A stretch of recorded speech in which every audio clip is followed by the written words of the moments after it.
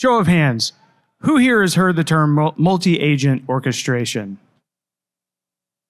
Actually, more than I thought. That's really encouraging. So we're going to be talking today about what this new platform within the automation software space can do for you in your warehousing, especially if it's connected to another more robust software stack. My name is Justin Ray. I'm with Design Conveyor Systems, DCS. We're at booth 15511. If you just walk straight out of this room, you can't miss us. If you do, we'll get you an MAO. It'll solve that problem. But we have some automation and a visualization of what our software is doing to make that automation run in an optimized, algorithmically based fashion. And we would love to talk with you more about that. Today, what we are doing is discussing what MAO does and can do for a traditional warehouse solution. Today, I'm joined with my friend and one of our client partners, Tom Stanley. Mine. Hey all, I'm Tom Stanley. I'm the Warehouse Operations Manager from Mine.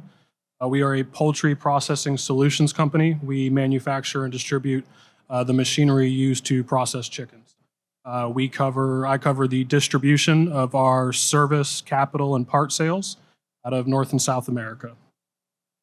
Right. So as we get into this, we want to level set.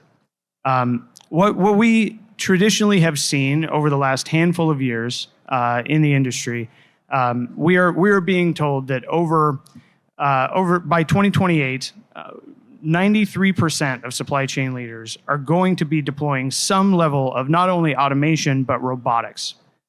The real trick with that is 90% on average of those form factors from robotic vendors will come from different providers, meaning you're going to have siloed, disparate systems that do not communicate with each other, they are not integrated with each other, and they are only optimized locally. We view that as a death knell for operation. Okay, so our goal is how can we consolidate work at the top level of the warehouse down to your automation and make sure that your throughput, your flows, and your utilization and efficiency in your automation is running at peak capacity. Primarily, the main reason for people needing to do this is breadth of order complexity, SKU proliferation, rising customer expectations. Everyone's going to a faster SLA, 1 to 2 day turns. Labor volatility, rising costs associated with that. This is all leading to higher automation adoption, but the coordination between that automation is only getting less and less consistent. So where's the limitation there? What we traditionally see is a rules-based execution that is employed in the software in the market today. We have what we consider an orchestrated, algorithmic-based, adaptable execution standard. So the siloed control systems that are optimized locally become globally optimized from a warehouse top down rather than in each subsystem. Those manual interventions that you are constantly having to deploy based on hot SLAs that are dropped in the middle of your wave plan, we adapt to that. The need to control different levels of AMRs, sortation, ASRS, as you receive bottlenecks, as your buffers fill up, feeding and taking away those processes, we handle that automatically. And in fact, aside from handling it, we predict it and give you a sense of what that looks like. This is what MAO does. It provides that connectivity between all of the parts and pieces within the software stack and your hardware within the building. We'll talk a little bit more of how that works, what enables that, and give you a better sense of it momentarily. But really the biggest takeaway here is those disruptions that create cascading inefficiencies within your facility, your operation, your warehousing. Our goal is to take away those service levels inconsistencies and automate them through an algorithmic process. Would you mind to tell us a little bit about your limitations that you've had with those static workflows in your past? Yeah, absolutely. So with Mine, we cover with distribution 3 different business units. Those business units require different demand planning levels. They require different processes and procedures. Some are more push-based demand, some are more pull-based demand. So what we were doing previously was we were using an ERP system that we had customized and somewhat beat into the shape of a WMS system and utilize that with 3 separate work teams, all within the same facilities and within the same warehouses, meet those demands. Caused a lot of issues for us with inflexibility in how we planned and how we allocated labor, as well as causing us a good deal of stress in spike seasons or slowdowns or anything like that. So it was heavily siloed both within our warehousing system as well as with how we planned and forecasted for the future. Perfect. So let's take a look at what we consider a traditional current warehouse. This could be highly automated. It could be very manually driven, very labor intensive. It could be anywhere in between. The value proposition of MAO meets any of those demands. But if we take a look at a traditional stack, you might have softwares, WMS, WES, LMS, TMS. You might have automation such as an ASRS, shuttle system, traditional conveyor, what we would call mechatronic, right? You might have labor resources, AMRs. What's going to happen is you'll traditionally see WMS orders, feed those orders into a WES for tasking, and you might have a fleet manager handling your robots. Every bit of those decisions are made via static executions traditionally. They are not adaptable as your operation changes throughout the day. We see the need then for operators to bridge that gap between disconnected systems. We need wave planners to go in and manually intervene how your orders are dropped and planned as new SLAs are rushed in by outside sales leaders that have given you will call orders that you have to meet in order to make demand. This creates latency. This is a decision-making gap. We want to get rid of those sequential tasks. What MAO does is it's an unlock to allow for what we call parallel tasking, right? We have what we consider our unlock of MAO to be flow intelligence.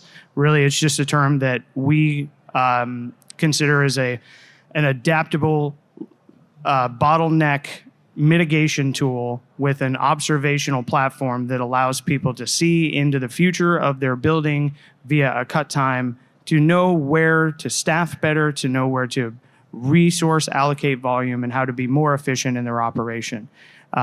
So let's take a look at the next step here into what multi-agent orchestration can do. The idea is multi-agent orchestration takes all these disparate systems, connects them together as a glue, a central nervous system, if you will, that allows that real-time decision-making layer to exist between all of your disparate parts pieces, WMS, WES, robotics, ASRS, and instead of making execution-based static decisions, we are now looking at the order profiles, the SKUs needing to be picked, but also the capacity of your labor pool, the automation, the conveyor, the ASRS, the capability of your system capacity, and blending them together to make sure that the flow is consistent without the need for manual intervention. It's really that decision layer, right, that assigns work to the best available resource, whether that's labor-based or whether that's automation-based. Tom, you want to talk about what that MAO unlock has done for you guys? Absolutely. So the ability for us was to take those segregated business units and flatten them and consolidate those processes and procedures. So we were able to take all of our different functions and everything within the warehouse and consolidate it into one process flow. The tagline our employees have heard over and over and over again since we went live with an MAO is an order is an order is an order. We don't care what the order is. It doesn't matter for the warehouse processing or procedure. It drops in the system and we run with it. And that MAO allows us to flatten that demand where our more urgent or rush or pull type orders, when they spike, the system predicts it, it analyzes it, and it flattens out some of those more contracted or longer lead time orders, and it reshuffles the priority in the queue throughout the day between the robotics and the conveyors. We know the product and the systems are going to follow the correct process. It's just a question of the employees making sure they understand that what we used to care about in terms of this order goes this way, this order goes that way, doesn't matter anymore. It's a clean and simple process for them to follow. Perfect. So let's talk about where MAO fits within a software stack. Okay. This is a image provided by Gartner. If you're not familiar with them, they're basically the preeminent software peer-to-peer advisory council that establishes what we consider a viable way to understand where the industry is in warehousing software and a lot of other things. For our purposes, what this slide is trying to demonstrate is that most warehouses today have a lot of vendors that may not play well together. You might have an ERP, you might have a WMS, ES, CS, you might have automation with PLC providers, you might have some AMRs with its own robotic fleet manager, you might have an ASRS with its own control system with exposed API endpoints, whatever, right? It can be a very broad strategy of how to integrate all of those things together. Our product, just for clarity, as we discuss, you might hear us say the word datum. Really, when we say that, we're referencing our suite of capabilities that has MAO enablement. That MAO enablement, if you'll notice, speaks to the WMS. We are a WES. It speaks to the MAO. This unlock between the multi-agent orchestrator, our execution software, and the ability to communicate to the automation and the order information at the WMS level gives us a way to provide both labor and automation efficiencies through the algorithm basis, which we'll talk about a little further on. For clarity, again, you might be familiar with these software stacks. Certain capabilities are traditionally siloed within different softwares, whether that's software on the MS side doing your receiving, your put away, wave planning, whatever that might be. On the CS side, just integration into the hardware. Really kind of what we're wanting to focus on are what are traditional MES and WES rather, and MAO capabilities. The value proposition is when these things are married together, you can take what is a static integration and turn it into an optimized, adaptable workflow. Just for clarity, I'm talking, you don't know me, please don't take my word for it. Okay, we are recognized as a provider and what you would call a recommended partner within this space. So as we're talking, the MAO perspective, that unlock came together based on years and years of development and feedback from peers and testers to make sure that the product, not only that we have, but how MAO in the industry should be approached. Okay, so we have a very strong opinion that the multi-agent orchestration as a strategy to be bolted on to WES is what we consider the future of warehousing, to turn it from that, as I mentioned earlier, the 90% of disparate bot providers that are disconnected, not optimized together. This is the glue. Tom, before we go on, would you mind to talk a little bit about your experience on a software stack? Absolutely, yes. So previous to my time with Mine, I also have worked within a couple different ERP systems, WMS systems, FMS. I've done stand-ups and installations of WMS and ASRS systems. And I know that struggle of having multiple different stacks within your facility that you have to manage. Having a WMS system on one screen, FMS on the other, ASRS on one, and the struggle that can cause just the time commitment it takes to train your staff, but also how inflexible it can make you when you want to update your process or procedure. Having to find all those little individual touch points if you want to change how you operate something or the way you operate something. Having all those different sessions, all those different softwares to operate within. Sometimes you may even get used to it. I know I did, and it wasn't until I was in an MAO system I realized just how much time we were losing between the actual operation of the stacks as well as the training and the upkeep and all those other pieces that tie into there. Excellent. So let's talk about how orchestration is actually different from execution, okay? Orchestration versus traditional execution comes down to what we consider those parallel tasking or those non-adaptive decision making. I'm just going to point it out. I messed up on this slide.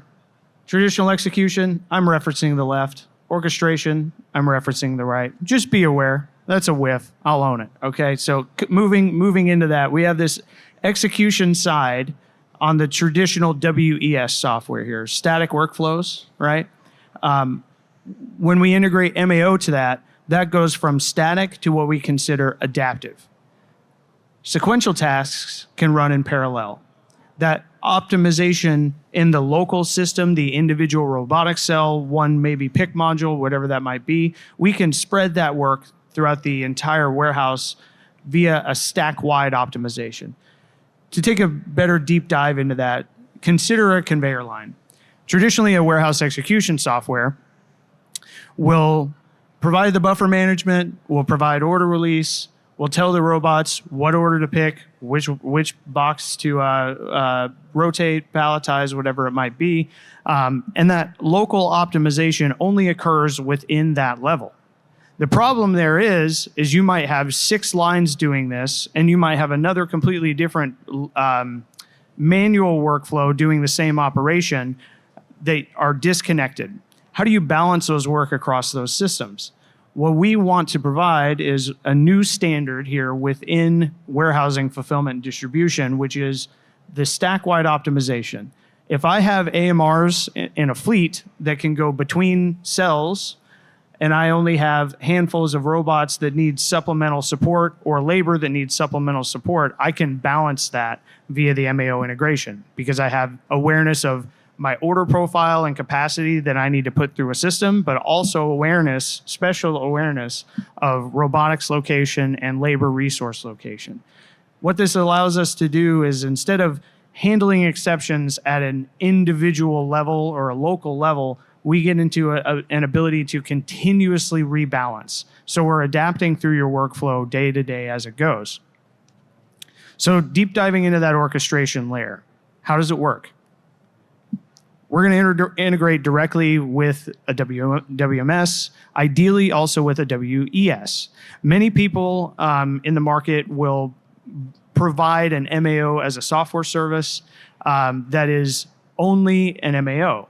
It does not have visibility into execution-based rules, and so that unlock will not provide what I would consider the greatest value if you are unaware of what the orders are coming into, where it's going, and how it's connected to the operation itself, the tasking that has to occur.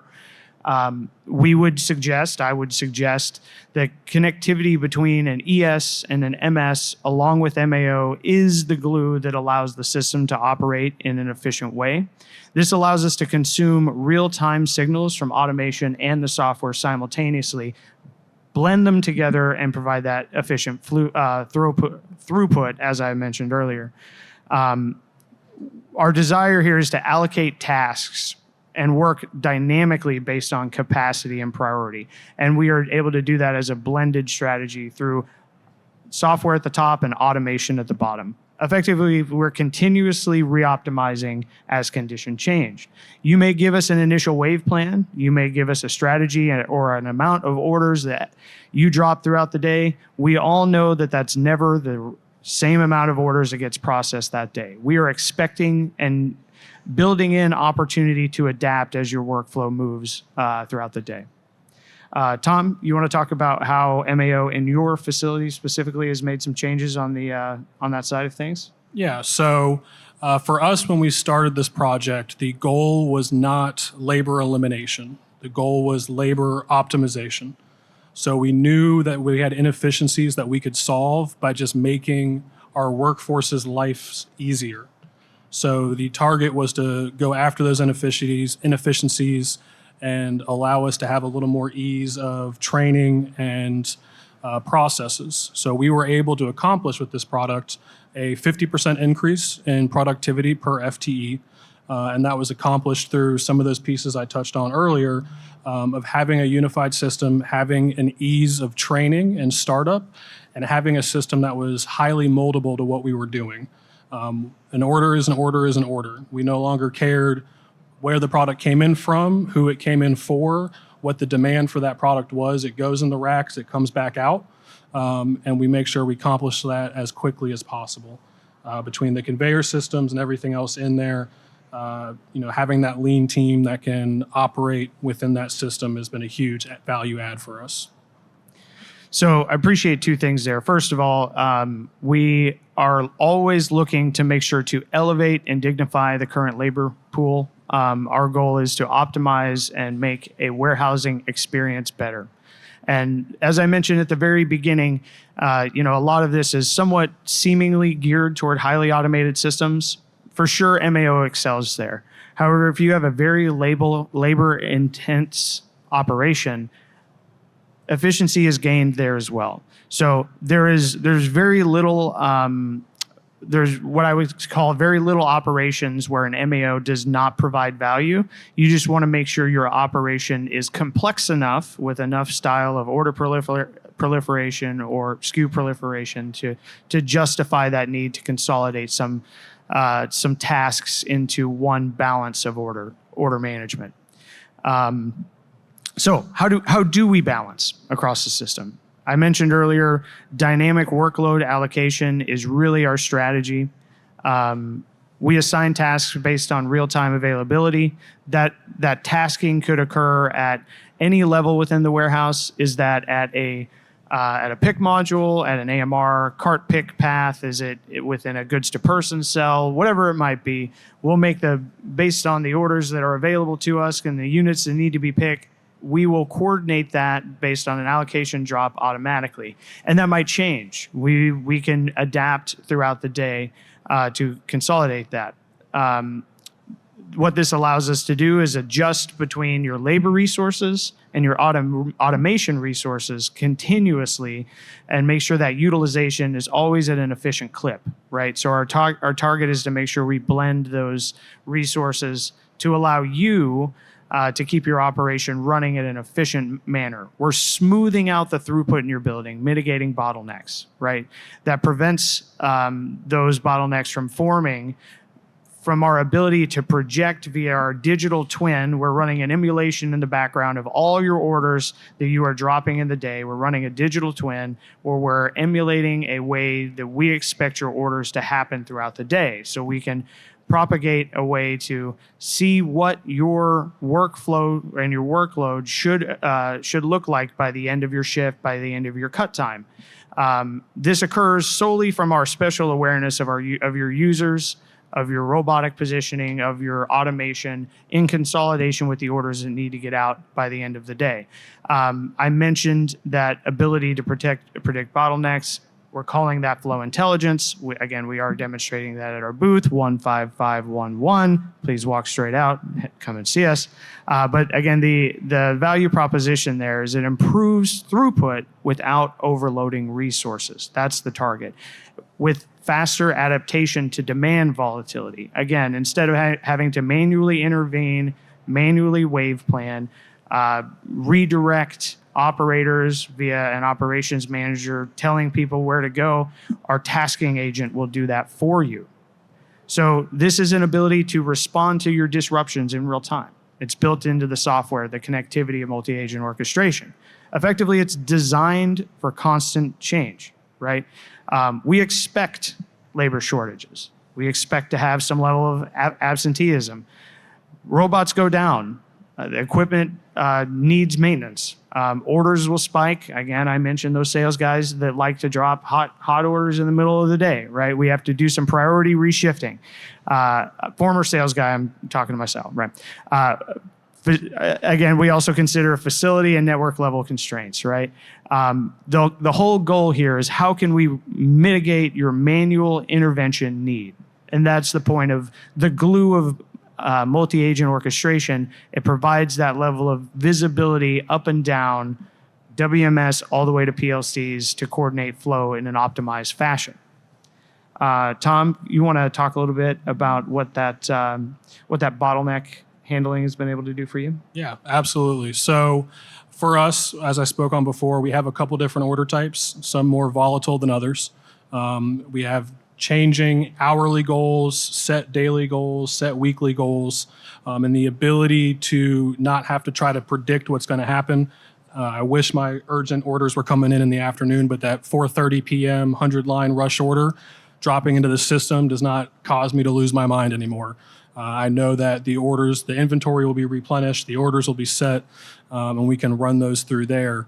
That bottleneck piece there, that one system, being able to have one system in your warehouse, in your operational team that anyone can train on and anyone has the ability to do. The time it takes to onboard a new employee or to train a salesperson that we've thrown in the back to help us out with something is dropped drastically. The flexibility and the ability to have a quickly trained staff and a staff that is able to accomplish any task set in front of them is a huge piece for that. On that sales side as well, we have the ability within that MAO to have a sales view access to that. Sales doesn't have to reach out to say, hey, did this order drop? Hey, is this order in there? Is it picked? Is it moving? They have the ability to go right in, see that order in flow of our system. It's on a robot. It's on the conveyor. It's picked. It's not picked. It's missing a part. That silo, not just within the warehouse, but within our operations team, the planning team, the sales team, seeing the live view of what's happening within our facility has allowed us to eliminate some of that unnecessary communication, constant phone calls, text messages. Is it ready yet? Is it ready yet? Is it ready yet?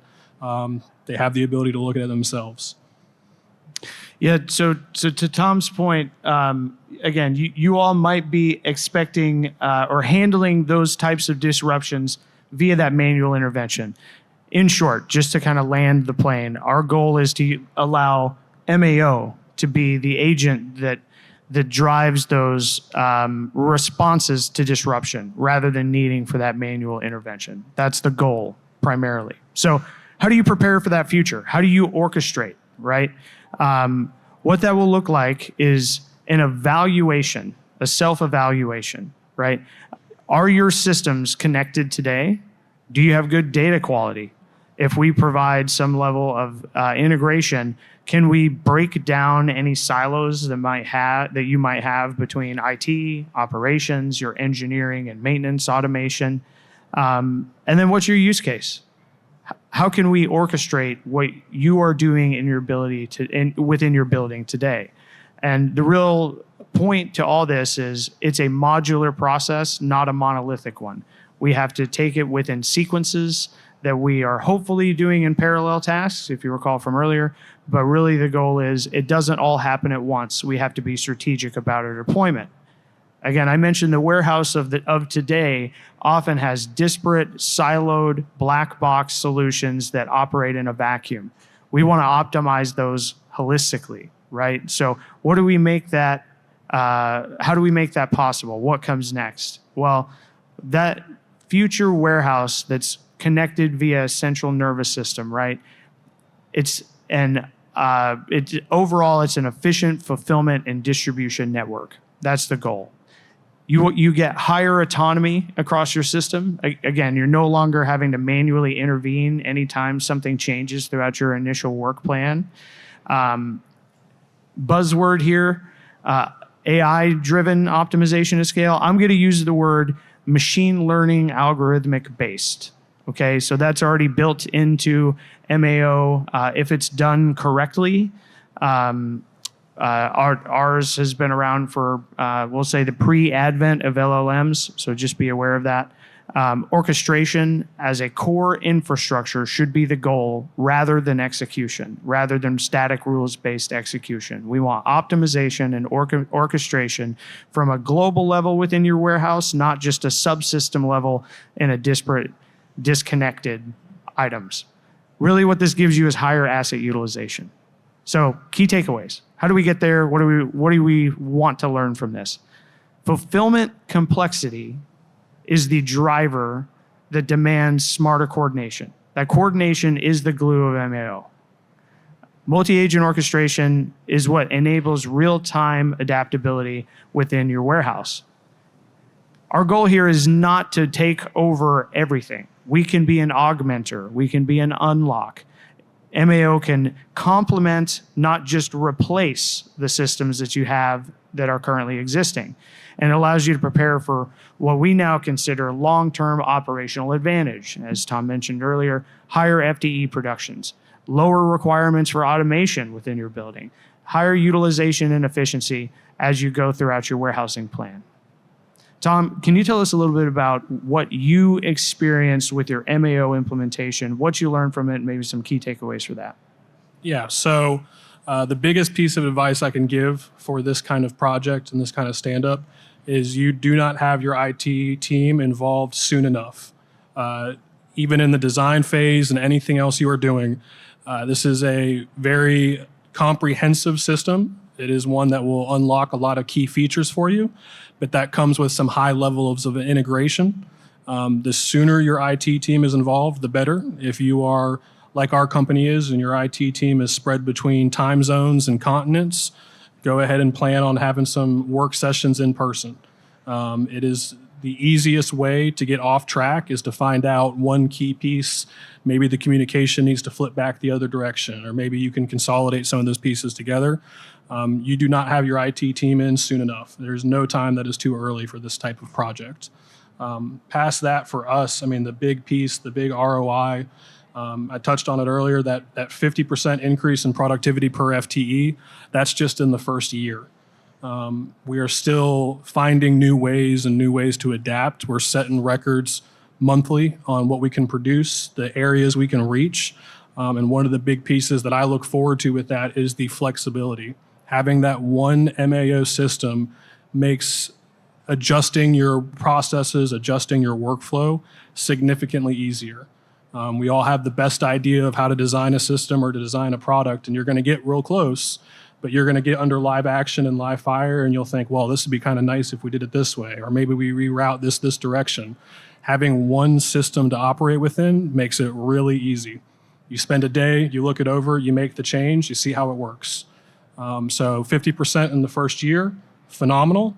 I'm expecting much higher this year. We'll see how it goes, but we've already made some adjustments and changes to how we handle chain assembly, chain manufacturing, as well as just some of the process flows in there. That flexibility piece comes in secondary. You get that initial bump, that initial, oh my God, this is working really well, and then you can go from there and continue to improve, and that's been a huge piece for us. Guys, that's all we have. Can I ask you to give it up specifically for Tom? Isn't he great? By far and away our best advocate. I can't thank you enough, Tom. Again, we're going to have questions after this, but just to land the plane, I'm our principal of software solutions. I handle any and all development of scope related to MAO, WES, WMS. The goal is if we can help you take a look at getting your future automated in your warehouse via software, we can certainly do that. We're a full warehousing automated systems integrator. We can do that as well.